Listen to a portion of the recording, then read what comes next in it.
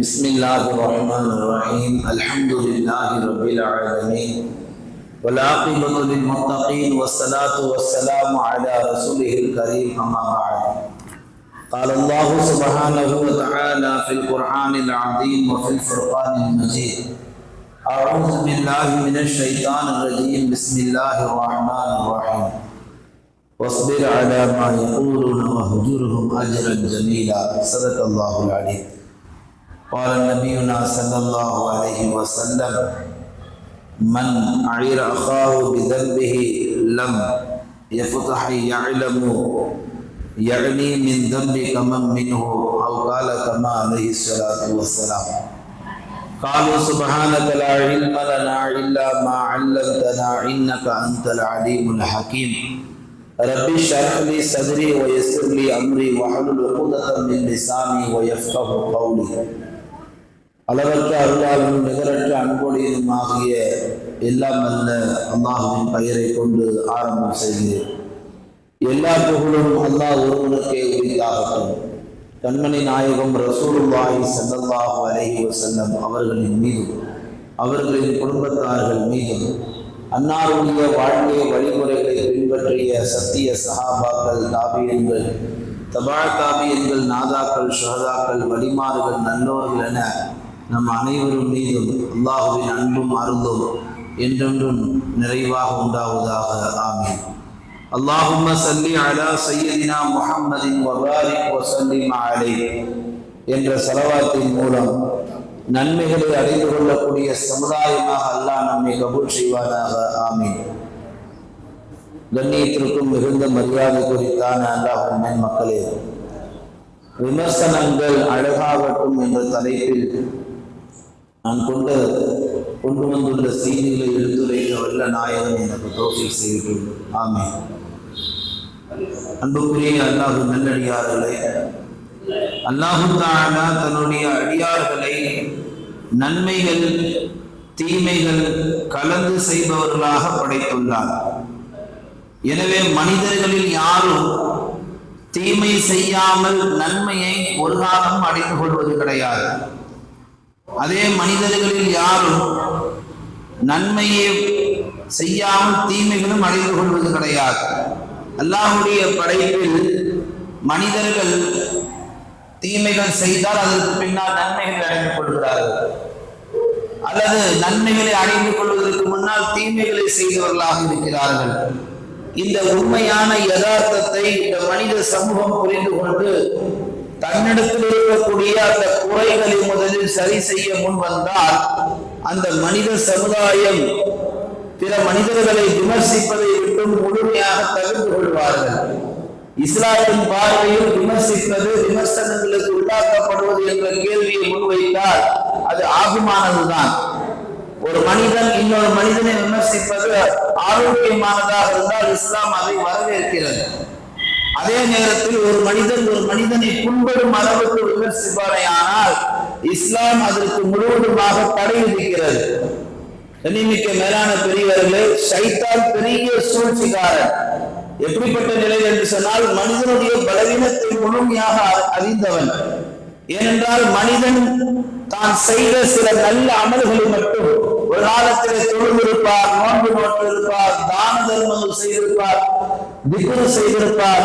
இந்த நன்மைகளை மாத்திரமே மனிதன் நினைத்துக் கொண்டு தன்னை புனிதன் என்று மாற்றிக்கொண்டு நினைத்துக் கொண்டு கடந்த காலத்தில் செய்த தவறுகளையும் அல்லது நிகழ்காலத்தில் தன்னை அறியாமல் செய்து கொண்டிருக்கக்கூடிய தவறுகளையும் அதை தவறென்று உணர விடாமல் ஷைத்தான் நீ தொழுதவன் தான், நீ நோன்பு வைத்தவன் தான், நீ திக்ரு செய்தவன் தான் என்று அந்த மனிதனை எங்கோ செய்த நன்மையை மாத்திரமே அவனுக்கு ஞாபகப்படுத்திக் கொண்டு கடந்த காலத்துடைய தவறுகளுக்கு தௌபாவும் இல்லாமல் நிகழ்காலத்தில் செய்யக்கூடிய தவறுகளை திருத்திக் கொள்ள ஒரு வாய்ப்பை உண்டாக்காமல் ஷைத்தான் இந்த மனித சமுதாயத்தை வழிகெடுத்துக் கொண்டிருக்கிறார் என்பதையும் மனிதர்கள் விமர்சிக்கக்கூடிய ஆரம்பத்தில் இதை கவனத்தில் வைக்க வேண்டும். நாவு இருக்கு என்பதற்காக இலகுவாக யாரையும் பேசிவிடக் கூடாது. நாவு இருப்பது என்பதற்காக யாரையும் நாம் அவ்வளவு சீக்கிரத்தில் விமர்சனம் செய்துவிடக் கூடாது. விமர்சனங்கள் செய்யாத இந்த உலகத்தில் எந்த மனிதரும் கிடையாது. விமர்சனம் செய்யப்படுகிறார்கள், விமர்சனத்துக்கு உள்ளாக்கவும் படுகிறார்கள். தனி மனித விமர்சனம் இருக்கிறது, நண்பர்களுக்கு மத்தியில விமர்சனம் இருக்கிறது, குடும்பத்தார்களுக்கு மத்தியில விமர்சனம் இருக்கிறது, கணவன் மனைவிக்கு மத்தியில விமர்சனங்கள் இருக்கிறது, ஒரு மஹல்லாவில விமர்சனம் உண்டாகி இருக்கிறது, ஒரு அரசியலில் விமர்சனம் இருக்கிறது. இப்படி நிறைய சொல்லிக் கொண்டு போகலாம். இந்த உலகம் விமர்சனத்தில் உள்ளாக்கப்பட்டிருக்கிறது. மனிதரும் அதற்கு விதிவிலக்கல்ல, அவர்களும் அதற்கு உள்ளாக்கப்பட்டிருக்கிறார்கள். எனவே மனிதர்கள் முதலில் விமர்சனம் செய்வதற்கு முன்னால் தங்களுடைய குறைகளை முதலில் சரி செய்து கொள்ள வேண்டும். பொதுவாக விமர்சனம் செய்யக்கூடிய மனிதன் எப்படி இருக்கிறார் என்று சொன்னால், விமர்சனம் செய்வதற்கு முன்னால் இவர் ஏதோ பெரிய அவுளியாவை போன்று, தன்னை ஏதோ ஒரு பெரிய மகானை போன்று, அல்லது தன்னை ஏதோ ஒரு பரிசுத்தவானை போன்று தன்னை நினைத்துக் கொண்டு அடுத்தவரை விமர்சிப்பது, இது மார்க்கத்தின் பார்வையில் முதலில் தவறு. விமர்சனத்திற்கு காரணங்கள் தேடி போனால், எதனால் இவர் விமர்சிக்கிறார் என்ற காரணத்தை தேடி போனால் இதையெல்லாம் அங்கு தெரிகின்றது. இவருக்கு பெரிய நல்லவரை போன்று. உலகத்தில் நல்லவர்கள் என்று பார்க்க போனால் நபிமார்களை தவிர, சஹாபாக்களை தவிர, வலிமார்களை தவிர இப்படி அடுத்தடுத்து சொல்லிக் கொண்டு போகலாம். ஆனால் நிகழ்காலமாக நிகழ்காலத்தில் வாழக்கூடிய ஒரு முஸ்லிம்களாக இருக்கக்கூடிய நாம் நம்மையே நல்லவர் என்று சொல்லிக் கொண்டு அடுத்தவர்களை நாம் சாயம் பூசுவது, விமர்சிப்பது என்பது முற்றிலும் தவறான ஒன்று. கண்ணியமிக்க மேலான பெருமக்களே, நம்மிடம் இரண்டு விஷயங்கள் உள்வந்து விட்டால் விமர்சனத்துக்கு நாம் ஆளாக மாட்டோம், யாரையும் விமர்சிக்க மாட்டோம். முதல் விஷயம், ஒவ்வொரு முஸ்லிமுக்கும் சுய புத்தி இருக்க வேண்டும். ஒருவர் சொல்லி ஒரு விஷயத்தை செய்வது முதலில் தன்னை சிந்திக்கக்கூடிய ஆற்றலுக்கு ஒரு உண்மை கொண்டு வந்து விட வேண்டும். இந்த சுய புத்தி யாரிடத்தில் இருக்கிறதோ அவர் யாரால் விமர்சிக்கப்படவும் மாட்டார். சுயமா சிந்திப்பார், முறையாக செயல்படுவார். சுயபுத்தி அவர் செயல்படாவிட்டால், சுயபுத்தியில் அவர் வாழாவிட்டால் அந்த முஸ்லிம் என்ன செய்வார்? எல்லாவற்றையும் மடமைத்தனமாக செய்வார், அறியாமையிலே வாழுவார், சரியத்தை முழுமையாக அவரால் பேணி நடக்க முடியாது. இரண்டாவது செய்தி, ஒரு முஸ்லிமிடத்தில் சொல்புத்தி இருக்க வேண்டும். சரி, தனக்கு தான் சுயபுத்தி இல்லை, தனக்கு தான் அது சிந்திக்கக்கூடிய திறன் இல்லை, எப்படி சிந்திப்பது தெரியல, என்னை பெற்ற தந்தை, என்னை பெற்ற தாய், என்னுடைய உறவினர்கள், என் ஆசான்கள், என்னுடைய நெருங்கிய நண்பர்கள், என் மஹல்லாவில் உள்ள நல்லவர்கள், தலைவர்கள் என்னை திருத்துகிறார்கள், பிறர் என்னை சொல்லி திருத்துகிறார். அந்த சொல்புத்தி அதை கேட்டாலும் ஒரு முன்னும் என்ன செய்ய வேண்டும்? வாழ்க்கையில வழிபட வேண்டும். இந்த இரண்டு குணங்களும் முஸ்லிம்களிடத்திலே சுயபுத்தியும் சொல்புத்தியும் வந்துவிட்டால் முஸ்லிம்கள் எந்த காலத்திலையும் யாராலும் விமர்சிக்கப்பட மாட்டார்கள். ஆனால் இதை வைத்து பார்க்கின்ற பொழுது விமர்சனமே கூடாது என்று சொல்ல வரவில்லை, விமர்சனங்கள் தேவை. ஏனென்றால் நாம் விமர்சிக்கப்படுகின்ற போதுதான் நம்முடைய வளர்ச்சி உயர்ந்து கொண்டு போகிறது. குறிப்பாக நாம் ஈமானிலே விமர்சிக்கப்பட வேண்டும். நீங்கள் தொழுகையாளியா? நீங்கள் குர்ஆன் ஓதக்கூடியவர்களா? நீங்கள் தீன்தாரியா? நீங்கள் அல்லாஹ்வுக்கு செய்யக்கூடிய கடமைகளை முழுமையாக நிறைவேற்றி, இப்படி ஆரோக்கியமான விமர்சனங்கள், இதையெல்லாம் செய்வதை விட்டுவிட்டு உனக்கு என்ன தெரியும், நீ என்ன பெரிய ஆளா என்று இப்படி துனியாவில் மற்றவர்கள் பேசக்கூடிய விமர்சனங்களை போன்று ஒரு முஸ்லிம் விமர்சித்துக் கொண்டால் துனியாவிலும் மாற்றம் இருக்காது, தீனிலும் மாற்றம் இருக்காது. மேலான பெருமக்களே, ஒரு முஸ்லிம் சுயபுத்தியோடு வாழ்கின்ற பொழுது தன் குறைகளை அவன் தெரிந்து கொள்வான்.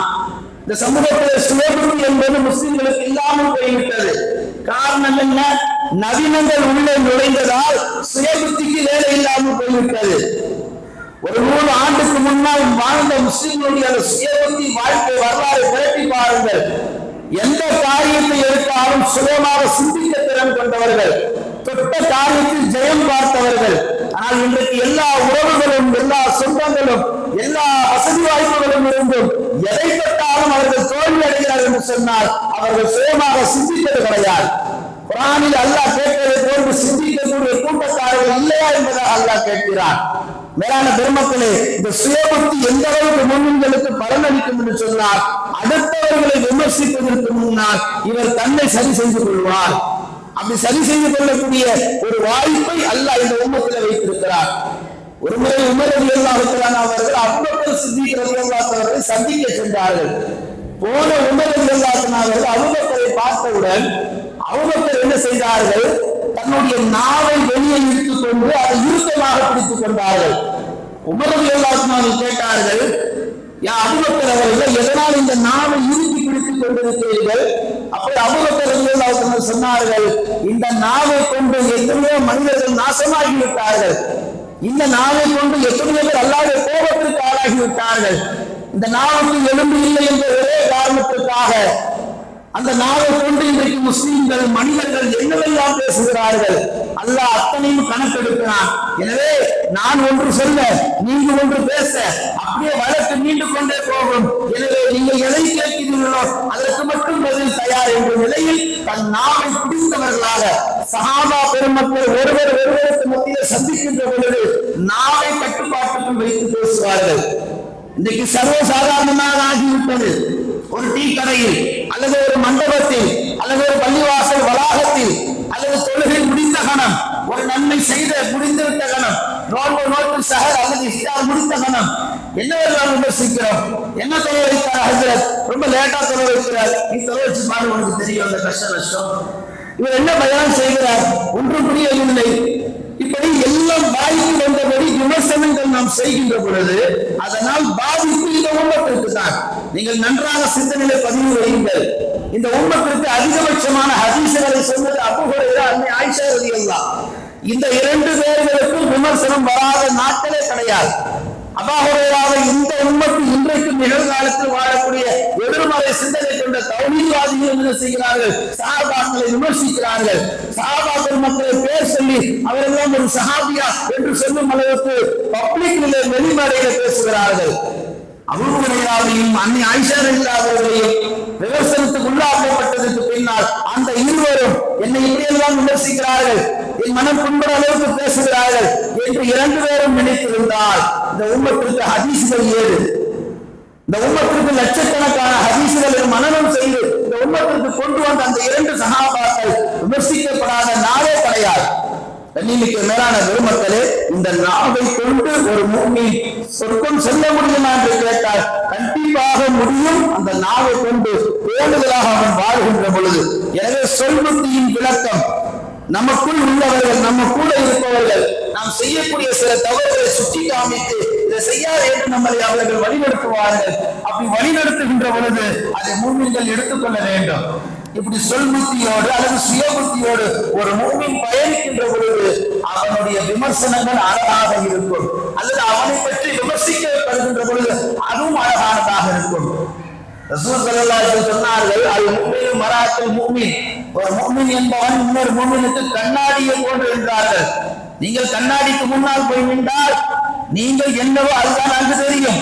ஒரு முஃமின் சுயபுத்தியோடு சொல்புத்தியோடு வாழ பழகி கொண்டால் உங்களை பற்றி யார் என்ன சொன்னாலும் உங்களுக்கு இருக்கக்கூடிய நல்லதை தான் சொல்லுவார்கள். நீங்கள் நல்லவர்களாக இல்லாவிட்டால், நீங்கள் நாணயமானவர்களாக இல்லாவிட்டால், நீங்கள் ஒழுக்கமில்லாத முஃமினாக இல்லாவிட்டால் உங்களை பற்றி இருக்கக்கூடிய அழுக்கை தான் பேசுவார்கள். முதலில் தன்னை சரி செய்து கொண்டால் தன்னை பற்றி பேசுபவர்கள் நல்லதே பேசுவார்கள். 1406 ஆண்டு காலம் கழிந்துவிட்டது. இத்தனை ஆண்டு காலத்திலும் எம்பெருமானார் ஸல்லல்லாஹு அலைஹி வஸல்லம் அவர்கள் இந்த உலகில் யாராவது ஒருவர் பேச முடியுமா, அவர் பொய் சொன்னவர், அவர் புறம் பேசியவர், அவர் திருடியவர் என்று யாராவது ஒருவரால் கை காட்டி சொல்ல முடியுமா? இன்றைக்கும் பிற சமயத்தார்கள், நல்லிணக்கத்தோடு வாழக்கூடிய மாற்றார்கள், மற்றவர்கள் எல்லோரும் சொல்லக்கூடிய சிறந்த பதில், உலகத்திலே சிறந்த தலைவர் என்றால் அது முஹம்மது ஸல்லல்லாஹு அலைஹி வஸல்லம் அவர்கள் தான். இப்படிப்பட்ட பெயரை யார் வாங்கியது? பெருமானார் அவர்கள். வாங்கியதற்கு காரணம் என்ன? அவர்கள் வாழ்ந்த வாழ்க்கை, அவர்கள் வாழ்ந்த வாழ்க்கையின் காரணத்தினால் தான் அவர்கள் அப்படி விமர்சிக்கப்படுகிறார்கள். அப்படிப்பட்ட வாழ்க்கையை தான் இந்த உம்மத்திற்கு ஷரியத் நம்மை வாழ சொல்லுகிறது. நாம் வாழுகிறோமா? அந்த வட்டத்திற்குள் நாம் இருக்கிறோமா? ஏதோ ஒரு சாயம் பூசி கொள்கிறோம். தேவைக்கு இந்த தொப்பி அணிந்து கொள்வது, தேவைக்கு நம்முடைய ஆடைகளை இடத்துக்கு தந்தது போல் மாற்றிக் கொள்வது, தேவைக்கு நம்முடைய பழக்க வழக்கங்களை, முகத்தோட்டங்களை, பாவனைகளை மாற்றிக் கொள்வது, இதையெல்லாம் ஒரு முஸ்லிமுக்கு நிரந்தரம் கிடையாது. நிரந்தரம் என்று சொன்னார் பெருமானார் எப்படி வாழ்ந்தாரோ அந்த வாழ்க்கையை நாம் பாடமாக எடுத்து வாழ வேண்டும். அப்படி வாழுகின்ற பட்சத்தில் நம்மை பற்றி விமர்சனங்கள் அழகானதாக இருக்கும். கண்ணியமிக்க அல்லாஹ் நல்லடியார்களே, இன்று விமர்சனங்கள் நடக்கின்றது. எப்படியெல்லாம் நடக்கின்றது? வாய்க்கு வந்தபடி, நாவு கூசாமல் எப்படியெல்லாம் பேசுகிறார்கள். எந்த உழைப்பாக இருந்தாலும் அந்த உழைப்பிலே ஒரு கடினம் இருக்கிறது. அந்த கடினத்தை ஒரு மனிதன் விளக்காவிட்டால் அவன் வாய்க்கு வந்தபடி தான் பேசுவான். ஒரு விவசாயி எவ்வளவு சிரமம் என்று ஒரு விவசாயிக்கு தெரியும். ஆனால் அதை சாப்பிடுகின்ற பொழுது என்ன அரிசி முன்ன மாதிரி இல்லை, காலத்து அரிசி எப்படி இருந்தது? இப்பெல்லாம் அரிசி பாடியா இருக்கு, இதை சாப்பிட முடியுமா என்று சாப்பிடுகின்றவர்கள் ஒரு குறை சொல்கிறான், விமர்சிக்கிறான் என்று சொன்னால் அவன் விவசாயியுடைய கஷ்டத்தை உணரவில்லை. ஒரு பூமியினுடைய அல்லது ஒரு உம்மத்துடைய அல்லது ஒரு உம்மத்தின் வழிகாட்டியாக இருந்தவருடைய அந்த வாழ்க்கையினுடைய கஷ்டங்கள் கடினங்களை உண்மைகள் உள்வாங்கினார் என்று சொன்னால் யாரையும் தவறுதலாக விமர்சிக்க மாட்டார்கள்.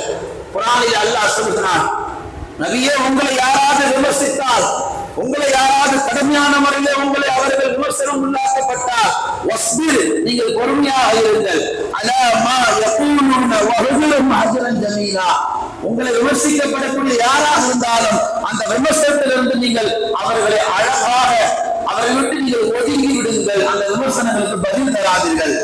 பொதுவான விமர்சனங்கள் 3 ரகம். முதல் ரகம், நம்மை யாராவது விமர்சிக்கிறார்கள் என்று சொன்னால் அதற்கு உடனே பதில் தரக்கூடாது. நன்றாக விளங்கிக் கொள்ளுங்கள். நம்மை பற்றி நல்லதோ அல்லது கெட்டதோ அது பெரிய கவலை தரக்கூடிய விஷயமா இருந்தால் அந்த விமர்சனங்களுக்கு சிறந்த பதில் தெரியுமா? ஷரியத்து சொல்லி தருகிறது, மௌனம் மட்டுமே சரியான பதில். நம்மை ஒருவன் தவறாக பேசுகிறான், பதிலுக்கு பேசக்கூடாது. நாம் செய்ய வேண்டிய முதல் கடமை சபர், மௌனம் காக்க வேண்டும். அதுதான் சிறந்த பதிலறி. அவன் பேசிவிட்டால் பதிலுக்கு நாம் பதில் தருகின்ற பொழுது பதிலுக்கு பதில் கூடிக்கொண்டே போகும், சண்டை பெருகிக் கொண்டே போகும்.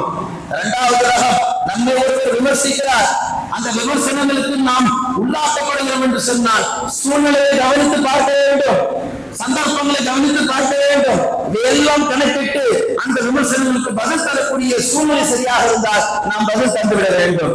3வது ரகம், நம்மை ஒருவர் விமர்சிக்கிறார்.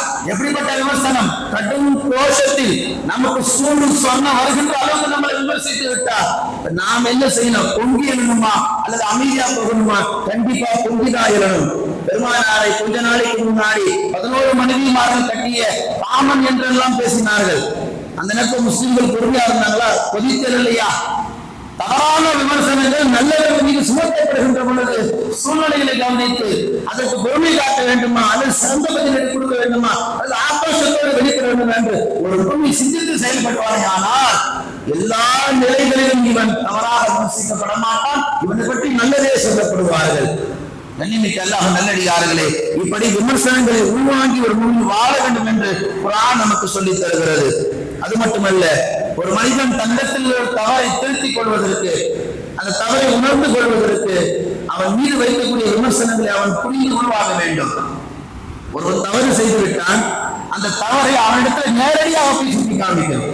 ஒருவன் செய்த தவறை அவன்கிட்ட சொல்லாம அவனை முன்னாடி போக விட்டு சம்பந்தமே இல்லாத 2 பேரை கூப்பிட்டு இந்த போறாங்கல்ல இந்த மாதிரி பேசுறது, இது பெரிய தவறு. இது ஆகமானது கிடையாது, ஆரோக்கியமானது கிடையாது. மதீனா முனவ்வராவில் ஒரு நாள் ஒரு சஹாபி என்ன செய்தார்? ஒரு தெருவின் வழியாக நடந்து சென்றார். நடந்து செல்கின்ற பொழுது எதிரில் ஒரு பெண்மணி வந்தார்கள். இந்த சஹாபி அந்த பெண்மணியை பார்த்தார், அந்த பெண்மணி இந்த சஹாபியை பார்த்தார்கள். 2 பேரும் பார்வைகளில் பேசிக் கொண்டார்கள். பார்வை 2ம் கலந்து 2 பார்வையும் சந்தோஷத்தின் உச்சத்துக்கு போய்விட்டது. ஒரு கட்டத்திலே அவர் பார்த்து கொண்டே போனார். பொதுவாக பொம்பளைகளை ஆண்கள் கண்ணு வச்ச கண்ணு பார்க்காம மாறம் பார்த்துன்னு போனா அது முடிவு ஒண்ணு சாக்கடையா இருக்கும், இல்ல குப்பையா இருக்கும், இல்ல எங்க செவருல போய் முள்ள மாதிரி இருக்கும். அந்த சஹாபி என்ன செய்தார்? அந்த பெண்மணியை பார்த்து கொண்டு நடந்து கொண்டே போனார். எதிரில் இருந்த செவரை கவனிக்கல, போய் செவத்துல முட்டிக்கிட்டார். செவத்துல முட்டிக்கிட்டு என்ன ஆயிடுச்சு? மூட்டெல்லாம் பேந்து போயிடுச்சு. மூட்டுல ரத்தம் வழியுது. என்ன செய்யணும்? அந்த ரத்தத்தை தொடச்சு அதுக்கு மருந்து போடணும். அவர் என்ன செய்தார்? பாருங்க சஹாபாக்கள் எப்படி வாழ்ந்திருக்கிறார்கள் சொல்லி அந்த ரத்தத்தோடவே ரசூலுல்லாஹி தர்பாருக்கு போனார். இதை நான் ரசூலுகிட்ட எடுத்து சொல்லுவேன், இதை நான் சொல்லாத இதுக்கு நான் மருந்து போட மாட்டேன். ரசூல்கிட்ட போய் நடந்ததை எடுத்து சொல்லுகிறார். ரசூல் ஸல்லல்லாஹு அலைஹி வஸல்லம் ஒரு பழக்கம் என்னன்னா, தவறு யார் செய்தாலும் கூப்பிட்டு அவரிடத்தில் அதை சொல்லி விடுவார்கள். அல்லது தன்னிடத்தில் யாராவது தவறு செய்து வந்து சொன்னார் அதை கொஞ்சம் கூட பாரபட்சம் பார்க்காமல் அவன் திருந்த வேண்டும் என்ற எண்ணத்தில் தவறை சுட்டி காமித்து விடுவார்கள். இன்னைக்கு நடக்கிற பெரிய தவறு என்னன்னா, ஏதாவது நினைச்சுப்பாங்க, என்ன நினைப்பாங்க, ஏதாவது தப்பா எடுத்துப்பாங்க. என்ன எடுத்துப்பாங்க? ஒன்னும் தப்பா எடுக்க மாட்டாங்க. இந்த சமூகத்துல நாம முன்வராததுக்கு காரணமே, முஸ்லிம்கள் மேல நிற்காத காரணமே, ஒருவர் இன்னொரு மத்தியில் உள்ள நல்ல விஷயம், அந்த குறைகளை, அறியாமைகளை சம்பந்தப்பட்ட நாம் தெரியப்படுத்தாத காரணத்தினால்தான் நம்மால் முன்னுக்கு வர முடியவில்லை. சல்லாசன் சொன்னார்கள், நீ செய்தது பெரிய தவறு. ஒரு பெண்ணை பார்த்து கொண்டு ரோட்டில் நடந்து சென்றால் எதிரி என்ன இருப்பது உனக்கு எப்படி தெரியும்? எனவே இந்த தவறுக்கு அல்லாஹ் தந்த தண்டனை என்பதாக பெருமானார் குறிப்பிட்டார்கள். அந்த சஹாபி ஒண்ணும் பேசுற வாய் மூடிட்டு வந்துட்டாங்க. இந்த சம்பவத்தின் வழியாக நாம் பெற வேண்டிய படிப்பினை பாடம், ஒரு தவறை செய்து விட்டதற்கு பின்னால் அந்த தவறு பெருமானாரிடத்தை சுட்டி காமிக்கின்ற பொழுது ஏதாவது துவா கிடைக்குமா, இல்ல ஏதாவது ஒரு பிராயச்சித்தம் கிடைக்குமான்னு சொல்லி ரசூலுல்லாஹ்ட்ட போனாங்க. ரசூலுல்லாஹ் சம்பவத்தை உள்வாங்கிட்டு தவறு எந்த பக்கம்ன்றதை கவனிச்சாங்க, அந்த தவறை சுட்டி காமிச்சாங்க, அந்த விமர்சனத்தை அழகாக முன்வைத்தாங்க. கண்ணியமிக்க அல்லாஹ் நல்லடியார்களே, இப்படித்தான் இந்த உம்மத்து வளர வேண்டும் என்று பெருமானார் குறிப்பிட்டார்கள். இந்த உம்மத்து அப்படி வளர்கிறதா? ஒரு முஸ்லிமிடத்திலே வர வேண்டிய மிக முக்கியமான பண்புகளில் முதல் பண்பு, நாம் அடுத்தவர்களை புண்படும் அளவுக்கு எந்த ஒரு வார்த்தையும் பேசிவிடக் கூடாது. நான் ஆரம்பத்தில் சொன்னதை போன்று விமர்சிக்கப்படக்கூடிய சூழ்நிலை இருந்தால் தாராளமாக விமர்சிக்கலாம்.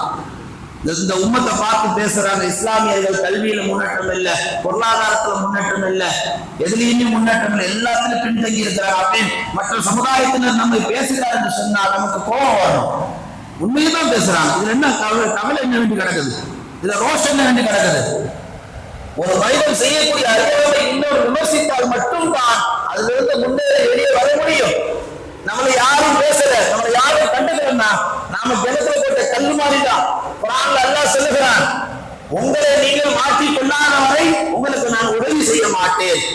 நாம மேல வரணும்னா ஒண்ணு சுயமா சிந்திக்கணும், இல்லையா அடுத்தவர் நம்மளை விமர்சிக்கின்ற பொழுது நம்மிடத்துள்ள குறைகளை நாம் எடுத்துக் கொள்ளணும்.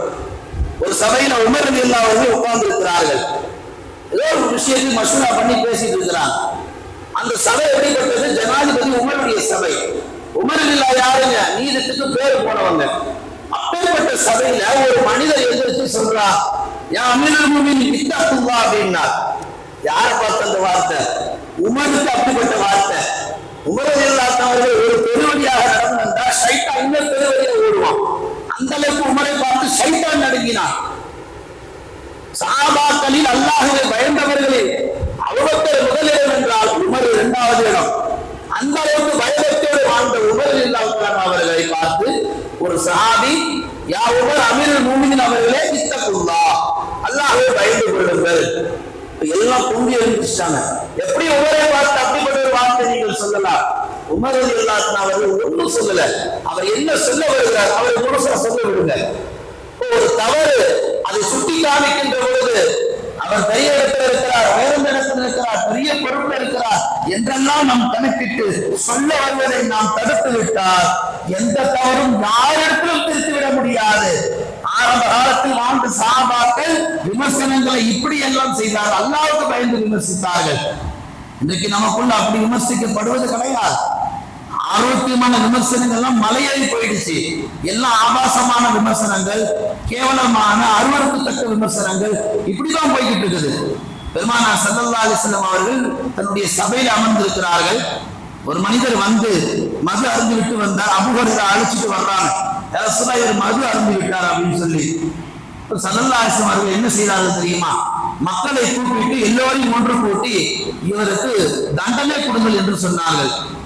எல்லா மக்களும் கல்லால் அடிச்சாங்க அவரை, எல்லா மக்களும் செருப்பால் அடிச்சாங்க அவரை, எல்லா மக்களும் கையில இருக்கிற துணியால் அடிச்சாங்க. அவர் செய்த தவறுக்கு ரசூலுல்லாஹ் தண்டனை உடனே வாங்கி கொடுக்குறாங்க. அந்த கூட்டத்துல ஒருத்தர் சொல்றாரு, அல்லாஹ் உன்னை நாசமாகட்டும், அல்லாஹ் உனக்கு இழிவை தரட்டும். ஸல்லல்லாஹு அலைஹி வஸல்லம் உடனே சொன்னார்கள், இதுவரைக்கும் நடந்தது நியாயமானது, தர்மமானது. அவர் செய்த தவறுக்கு தண்டனை கிடைத்து விட்டது துனியாவிலே. இப்பொழுது நீங்கள் சொன்னீர்கள் பார்த்தீங்களா, இது ஆக பெரிய மோசமான வார்த்தை. ஒரு மூமின் இன்னொரு மூமினை பார்த்து கேவலப்படட்டும், இடிவுக்கு உண்டாகட்டும் என்று தவறாக பேசுவது, விமர்சிப்பது எந்த மூமினுக்கும் ஆகமானதல்ல. நீங்கள் செய்தது தவறு என்று பெருமானார் அந்த சபையிலே அந்த சஹாபியை திருத்தினார்கள். தவறான விமர்சனங்கள் நமக்கு முன்னால் வைக்கப்படுகின்ற பொழுது நம்மளும் சொல்லலையே, இவ்வளவு நேரம் அந்த அஜத்துக்கு பின்னாடி தான் தொழுது இருப்போம், அந்த அஜத்துக்கு தான் பகா பண்ணி ஊத்துவாங்க, ஆனா அதை கண்டுக்காம போயிடுறது. எத்தனையோ பள்ளி வாசல்களை இமாம்கள் நிப்பாட்டப்பட்டதுடைய பின்னணியில் அவர் மீது தவறான வைக்கப்பட்ட விமர்சனங்களுக்கே முதல் காரணம். என்ன காரணம், எதனால் நிப்பாட்டப்பட்டார் என்ற காரண காரியங்களை விவரித்து விசாரித்து தவறு யார் மீது என்பதை ஆய்வு செய்து அதற்கான சரியான தண்டனையின் பாடத்தை புகட்டிவிட்டால் சமூகத்தில் இன்றைக்கு பல பள்ளி வாசல்களில் திறமையான ஆலிம்கள் இன்றைக்கு கடைகளில் வியாபாரம் செய்ய மாட்டார்கள். போய் பாருங்க, எத்தனை ஆலிம்கள் தெருக்கல்ல வியாபாரம் செய்யறாங்க. 7 ஆண்டு காலம் ஓதிவிட்டு ஷரியத்தை படித்துவிட்டு இந்த உம்மத்துக்கு வழிகாட்ட வேண்டிய ஆளுங்கள் இன்றைக்கு தவறான விமர்சனத்துக்கு உள்ளாக்கப்பட்டதினால் அவர் இந்த ஃபீல்டு வேணாம் சொல்லி வெளியே போயிட்டார். இந்த சமூகத்தை திருத்துவது யார்? பாமர முஸ்லிம்களா? படிக்காதவர்களா? ஷரியத்தை விளங்காதவர்களா? ஒரு காலம் வரும் ஜும்மாவுடைய தொழுகைக்கு நீங்கள் ஆளுங்களை தேடுவீர்கள். எங்க ஊர்ல தொழுகைக்கு ஆள் இல்லை, உங்க ஊர்ல ஆள் இருக்கிறாங்களா? அதே நிலைமைதான் இங்கே உங்க ஊர்ல இருந்து அனுப்பி முடிச்சுட்டு அவங்க ஊர்ல அனுப்பி வைக்கிறேன். இன்னைக்கு எல்லாம் நல்லடியார்களே, பெருமானார் நபிமார்கள் எத்தனை பேர் தவறாக விமர்சிக்கப்பட்டார்கள். அத்துணை பேரையும் அல்லாஹ் தஆலா சொன்ன ஒரே பதில், உங்கள் கடமையை நீங்கள் செய்யுங்கள். இந்த உலகம் அப்படித்தான் விமர்சிக்கும். அல்லாஹ் சொல்ற பதில் அப்படிதான் விமர்சிக்கும். ஏன் என்னையே விமர்சிக்கிறான்? அல்லாஹ்வுக்கு கண் இல்லையான்னு கேட்கிறான், அல்லாஹ்வுக்கு காது இல்லையான்னு கேட்கிறான், எனக்கு இரக்கம் இல்லையான்னு கேட்கிறான். நான் இரக்கம் இல்லாதவனா? எனக்கு கருணை இல்லையா? என்னையே விமர்சிக்கின்ற பொழுது என்னால் அனுப்பப்பட்ட தூதர்கள் உங்களை விமர்சிக்க மாட்டார்களா? நபியே, நீங்கள் என்ன செய்யுங்கள்? வஸ்பிர், பொறுமையா இருங்க என்றார் அல்லாஹ் குர்ஆன்ல. அஜ்ரன் ஜமீலா, அழகான முறையில கடந்து போயிருங்க. உங்களை யாராவது தவறா பேசினா அதுக்கு நின்றுகிட்டு பதில் தரணும் அவசியம் கிடையாது. உங்க காதுல விடுற மாதிரி தான் பேசுவாங்க. வீட்டுக்கு வந்த மருமல் மாமியார் என்ன சொல்லி கொடுத்தாலும் உங்க அம்மா ஒன்னும் தெரியல, விமர்சிப்பார்கள். மருமகள் அதை காதுல வாங்கிக்க கூடாது, திருத்திக்க பார்க்கணும். என்ன சொல்றாரு ஒன்னும் புரியல, விமர்சிப்பார்கள். மகள் காதுல வாங்கிக்க கூடாது, தவறை திருத்திக்க பார்க்கணும். நம்ம இடத்துல குறைகளை எடுத்து சொல்கின்ற பொழுது அதை நாம் தவறுகளாக எடுத்துக் கொள்ளக்கூடாது. கண்ணியமிக்க அல்லாஹ் நல்லடியார்களே, நபி ஸல்லல்லாஹு அலைஹி வஸல்லம் அவர்கள் இந்த உம்மத்துக்கு சொல்லி தந்த பாடமும் இதுதான். ஒரு முஸ்லிம் இடத்துல அழகான குணம் இருக்குன்னா அது ஆரோக்கியமான விமர்சனங்களாகத்தான் இருக்கணும். அப்படி ஆரோக்கியமா விமர்சிக்கப்படுகின்ற பொழுது அவருடைய இஸ்லாம் அழகானதுனால நபிகள் நாயகம். பரம முஸ்லிம் பரம ஏழை யார் தெரியுமா? சஹாபாக்கள்கிட்ட கேட்டாங்க. ஒரு சஹாபி சொன்னா, என்கிட்ட ஒரு திரகம் கூட இல்லையா ரசூலுல்லாஹ், நான் தான் ஏழை, ஆனா கரீப் அப்படின்னார். நீ கிடையாது, நான் உண்மை சொல்லவில்லை. பரம ஏழை யார் தெரியுமா? துனியாவிலே தொழுதிருப்பார், எல்லா நல்ல அமல்களும் செய்திருப்பார், மறுமையில் அவர் பரம ஏழையாக வந்திருப்பார். ஏன் தெரியுமா? அவர் செய்த எல்லா நன்மைகளையும் மறந்துவிட்டு அடுத்தவர்கள் மீது தவறான விமர்சனங்களை முன்வைப்பார். அந்த விமர்சனங்கள் உண்மையானவராக இருந்தால் அது அவரை போய் சேரும். அவர் மீது தவறான அவர்களை விமர்சனங்களை உண்டாக்கி அவரை கலங்கப்படுத்தி புண்படுத்தினால் மறுமையில் அல்லாஹ் வைத்திருக்கிறான். இவர் செய்த நன்மைகள் அப்படியே இருக்க அல்லாஹ் அவருக்கு கொடுத்துருவான், அவருடைய பாவங்கள் அப்படியே இருக்க அல்லாஹ் இவருக்கு கொடுத்துருவான். கதை முடிஞ்சது. கண்ணியமிக்க மேலான பெருமக்களே, இந்த உலகத்தில் அல்லாஹ் சொல்லுகிறான், நான் மனிதனிடத்தில் 3 நல்ல விஷயங்களை எதிர்பார்க்கிறேன். 1, என்னை மட்டுமே வணங்க வேண்டும். 2, எனக்கு இணை வைக்கக்கூடாது. 3, ஒற்றுமையாக இருக்க வேண்டும். அல்லாஹ் சொல்லுகிறான், இந்த மனிதனிடத்தில் நான் இன்னொரு 3 விஷயத்தை என்ன செய்கிறேன்? வெறுக்கிறேன். 1, அவர்கள் தேவையில்லாமல் ஒருவருக்கு ஒருவர் கேள்விகளை கேட்டுக் கொண்டிருக்கிறார்கள், ஒருவருக்கு ஒருவர் தவறாக விமர்சித்துக் கொண்டிருக்கிறார்கள். அது மட்டுமல்ல, காசு பணங்கள் இருந்தால் அந்த காசு பணங்களை வீணான முறையில் செலவு செய்கிறார்கள். 1 மாத காலமா கச்சேரி நடக்குது, அம்பானி உண்டு திருமணம், கோடி கோடியா கொட்டுறான், எல்லாம் ஈசுறான். அல்லாஹ் இதை வெறுக்கிறான். அல்லாஹ் முற்றிலும் அல்லாஹ் தவிர்க்கிறான். கண்ணியமிக்க மேலான பெருமக்களே, இந்த செய்திகள் எல்லாம் பெருமானார் ஏன் சொல்லுகிறார்கள்? மூமின்களிடத்தில் இந்த பண்புகள் வர வேண்டும். விமர்சிக்கப்படாமல் இந்த உலகத்தை விட்டு யாரும் மன்னரைக்கு போக முடியாது. ஏன் மன்னரைக்குள்ள போனவங்களையும் சேர்த்து தானே விமர்சிக்கிறாங்க. எங்க பாபா என்ன சேர்த்து வச்சுட்டு போனாரு, என்ன உனக்கு வைக்கல? அவருடைய மெஹனத்துல தான் நீ துனியாவுக்கே வந்திருக்கிற, அது உன் மண்டையில விளங்கலையா? உனக்கு என்ன வேலை வேற? அவருடைய மெஹனத்துல தான் நீ துனியாவுக்கு வந்திருக்கிற. அதோட ஒரு பெரிய சொத்து என்ன இருக்கு உனக்கு? ஒரு இருளில் இருந்து வெளிச்சத்துக்கு கொண்டு வரது எவ்வளவு பெரிய உதவி தெரியுமா?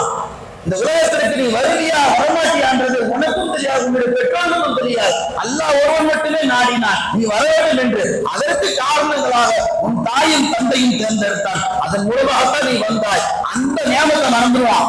நான் யாரால் வந்தேன், யாரால் அனுப்பப்பட்டேன், அதை சுத்தமா மறந்துட்டு பாபா என்ன செய்வா? மௌத்தானதுக்கு பின்னாடி, அடக்கம் பண்ணதுக்கு பின்னாடி எனக்கு என்ன வச்சிருக்கிறார், என்ன கஷ்டத்துல தானே விட்டுருக்கிறார். இப்படி எல்லாம் பிள்ளைகள் விமர்சிப்பது தவறானது.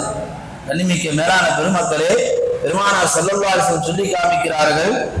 உமர் ரலியல்லாஹு அன்ஹு காலத்துல சாத் இப்னு அபி வக்காஸ் என்ற ஒரு சஹாபி இருந்தார்கள். அந்த சஹாபிய இன்னொரு மனிதர் என்ன செய்தார், தவறாக எப்ப பார்த்தாலும் அவர் குழப்பே இருந்தான். வீட்டுல வேக வேகமா குளிப்பார், சென்ட் அடிப்பார், தன்னை அழகாக அலங்கரிச்சு கொள்வார். வீட்டுல இருக்கிற எல்லா லேடிஸும் வீட்டுக்காரங்க வெளியே வேலைக்கு போறார்கள், இன்னைக்கு நல்லா சம்பாதிக்கணும் பார்த்தா அது எதுவும் கிடையாது. வந்து உட்காந்துக்கிட்டு அவன் இப்படி இவன் அப்படி இப்படிதான் அவர் குழப்பு. அதுவும் அவருக்கு கமிஷன் இன்னைக்கு சமூகத்தில் இருக்கு. நல்ல உயர்ந்த அந்தஸ்தில் இருப்பவருடைய கண்ணியத்தை குறைப்பதற்கு ஒரு கூட்டம் வேலை செய்யுது. அவனுடைய மார்க்கெட்டை ஓட, அவனுடைய கண்ணியத்தை ஓட, அவன் சமூகத்தில் எவ்வளவு மரியாதை இருக்கிற அத்தனையும் தூள்குள்ளாக்கு. உனக்கு என்ன தெரியும் நான் தர்றேன். அது இன்னைக்கு இஸ்லாமிய உம்மத்துக்கு நடந்துட்டு இருக்குது. முஸ்லிம் எதையாவது சிக்குவானான்னு பாக்குறாங்க, எதிரையாவது மாட்டுவானான்னு பாக்குறாங்க. அப்படி மாட்டிட்டவன்னா அவன் ஜென்மத்துக்கு வெளியே வராத உள்ள போடு சொல்ற அளவுக்கு இன்னைக்கு சதி திட்டங்கள் தீட்டப்படுகிறது. அப்போ அபூ சாதிக் பின் அபீ வக்காஸ் எப்படிப்பட்டவர் என்றால் மிக தூய்மையானவர், நல்லவர். ஒருத்தர் என்ன செய்தார், அபூ சுபாபா என்று சொல்லுவார், அவர் எப்போதும் விமர்சிச்சுட்டே இருப்பார். ஒரு கட்டத்தில் உமர் என்ன செய்யறாங்க, அவர் அப்படிப்பட்டவர் என்று ஆய்வு செஞ்சு பார்க்கும்போது மக்கள் யாரும் அவர் எதுவுமே சொல்ல, ரொம்ப நல்லவர், தங்கமானவர். அவர் காதுல போயிடுச்சு. யாருக்கு? சாதிக் பின் அபீ வக்காஸ் காதுக்கு போயிடுச்சு. உங்களை எப்படி எல்லாம் பேசுறாங்க. அவர் என்ன செய்யறாரு தெரியுமா, நேரா போய் சண்டெல்லாம் போடல. வீட்டுல ஆம்பளை இல்லாத போது பக்கத்து வீட்டுக்காரங்க எதிர்த்து வீட்டுக்காரங்க ஏதாவது சின்ன வம்பு எடுத்துட்டாங்கன்னா வீட்டுக்கு வந்து நுழைஞ்ச உடனே அந்த வீட்டம்மா, என்னங்க நீ எங்க போறீங்க, கொஞ்ச நேரத்துக்கு முன்னாடி வந்திருக்க கூடாதா, மானத்தையே வாங்கிட்டாங்க, பேசக்கூடாதுமா பேசிட்டாங்க அப்படின்னு வந்தவனை முஸ்லிம் பேசி டென்ஷன் ஆக்கி அவன் சும்மா ஏதோ தினம் கூலி வேலைக்கு போயிட்டு வந்தான், அடிக்கடி தகராறுல ஜெயில வாங்கிட்டான். அதுக்கு காரணம் இந்த அம்மா. சண்டையை கூட்டு வச்சு பேசி தீர்த்து இருந்தா பிரச்சனை சுமூகமா போயிருக்கும். இந்த அம்மா ஏற்றி விட்டதுல அவரை கொண்டு போய் ஜீப்ல ஏத்தியாச்சு. நாங்க எதுக்கு நீ கையில சட்டத்தை எடுத்தா. இப்போ அபூ சாதிக் பின் அபீ வக்காஸ் சொன்னார்கள், என்னை பற்றி யார் தவறாக பேசினானோ யா அல்லாஹ் அவனுக்கு நீ இந்த உலகத்துல நீண்ட ஆயுள கூடுன்னு கேட்டாங்க. எப்படி கேட்டாங்க? தண்டனை நீண்ட ஆயுள கூடு, அதற்கு பின்னாடி அவனுக்கு வறுமையும் கூடு அப்படின்னா. அவன் இந்த உலகத்துல வாழணும், 100 வயசு வரைக்கும் வாழணும், ஆனா வறுமையில வாழணும், கஷ்டப்படணும், சாப்பாட்டுக்கு கஷ்டப்படணும். என்கிட்ட இல்லாததை அவர் சொல்லி இருக்கிறான், என் மனசை புண்படுத்தி இருக்கிறான். நல்லவனுக்கு கோபம் வரத்தான் செய்யும். அந்த கோபத்தை மனிதனிடத்தை காட்டக்கூடாது, இறைவனிடத்தில் முன்வைக்க வேண்டும். நான் நீண்டதாக பேச விரும்பவில்லை. இது ஜும்மாவுடைய தினம். இன்னைக்கு எல்லாரும் நல்லடியார்களே, இன்னைக்கு நமக்குள்ள ஒத்துமை இல்லாதனாலதான் சுன்னத் ஜமாத் தௌஹீத் ஜமாத்தை விமர்சிக்குது, தௌஹீத் ஜமாத் சுன்னத் ஜமாத்தை விமர்சிக்குது, தப்லீக் ஜமாத் தரீகாவை விமர்சிக்குது, தரீகா தப்லீக் ஜமாத்தை விமர்சிக்குது. இப்படி ஒருவருக்கு மாற்றிக்கொண்டு நாங்கள் செய்வதால் சிறந்தது, நாங்கள் சொல்வதால் உசந்தது என்று இப்படி நமக்குள்ள இந்த சண்டை வேணாம். எல்லோருமே ஒரே தக்பீர் அல்லாஹ்வுக்கு தான் கட்டுறோம். என் தக்பீர் 2, நான் 2, என்னோட தக்பீர் ரொம்ப பெருசு, உன்னோட நான் தக்பீரை கூட்டி சொல்றேன் அப்படின்னு சொல்லி யாரும் இப்படி கட்டுறதில்லை. ஒரே நிலையில ஒரே சப்தத்துல அந்த அல்லாஹ் ஒருவன் மட்டும்தான் அழைக்கிறோம். அதை மனதில் வைத்துக் கொண்டு வழக்கசிந்தி ஹபிலில்லாஹி ஜமியா, ஒட்டுமன்ற கயிற்றை பலமாக பற்றி பிடியுங்கள், பிரிந்து விடாதீர்கள். பிரிந்து விட்டால் உங்களுக்குள்ளே விமர்சனங்கள் உண்டாகும், வேற சமூகத்துக்கும் விமர்சனம் முன்வைக்கப்படும். அல்லாஹ் பாதுகாப்பானாக.